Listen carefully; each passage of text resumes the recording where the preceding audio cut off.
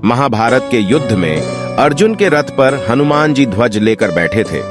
यह तो आपको पता ही होगा, लेकिन क्या आप जानते हैं कि राम जी के लिए कमान संभालने वाले हनुमान जी महाभारत के युद्ध में अर्जुन के रथ पर कैसे विराजमान हुए?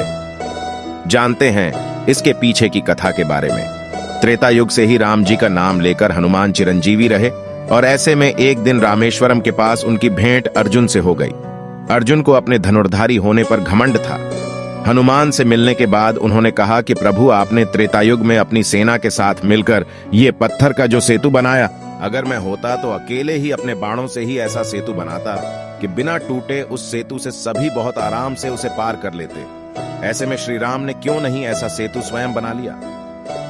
हनुमान जी ने अर्जुन की पूरी बात सुनी और विनम्रता पूर्वक कहा कि जिस स्थान आप अभी हैं, यहां बाणों से सेतु बनाना असंभव है।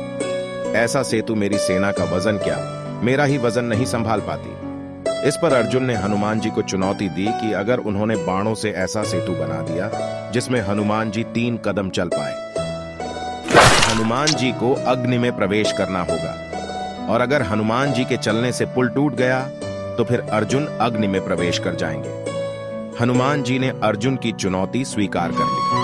इसके बाद अर्जुन ने उनके सामने ही एक सरोवर में बाणों का सेतु बनाकर तैयार कर दिया।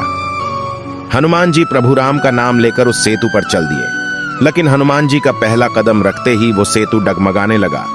दूसरे कदम में उस सेतु के टूटने की आवाजें आने लगी और तीसरे कदम पर तो उस सरोवर का पानी रक्त जैसा लाल हो गया। लेकिन अर्जुन के कहेनुसार हनुमान जी सेतु पर 3 कदम चल चुके थे और अब उनके अग्नि में प्रवेश करने का समय आ गया था। जैसे ही वो अग्नि में प्रवेश करने वाले थे, वैसे ही वहां पर श्री कृष्ण अवतरित हुए।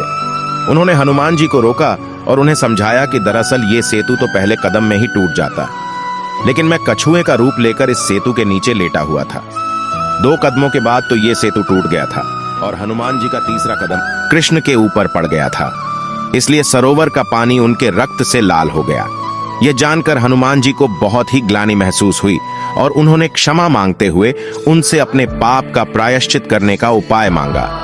अर्जुन भी ये सब जानकर निराश हो गए और दोनों ने भगवान से क्षमा मांगी। तब श्री कृष्ण ने दोनों को समझाया कि जो भी हुआ उनकी इच्छा से हुआ। ऐसे में मेरी यही इच्छा है कि आप कुरुक्षेत्र के युद्ध में हमारी सहायता करें। हनुमान जी ने उनसे पूछा कि वो कैसे अर्जुन की सहायता कर सकते हैं। तब उन्होंने हनुमान जी को अर्जुन ध्वजा में विराजमान होने को कहा।